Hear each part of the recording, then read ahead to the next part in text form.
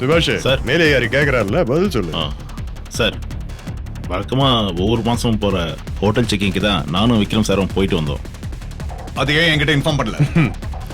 வழக்கமா இன்ஸ்பெக்டர் லெவல்ல இருக்கிற ஆபீசர்ஸ் பண்ற விஷயம். தேவையில்லாம அதை பத்தி ஏசி கிட்ட சொல்லணுங்கிற அவசியமே இல்லை.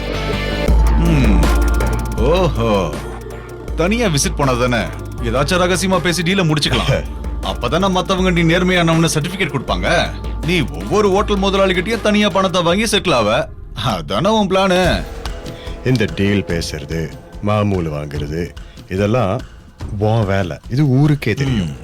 இதை பேரு என் நேர்மையை சந்தேகப்படுறதுக்கு ஒரு யோகியதை வேணும். அது உன்கிட்ட இல்ல. சரியா? என் விஷயத்துல இருந்து ஒதுங்கியே இரு.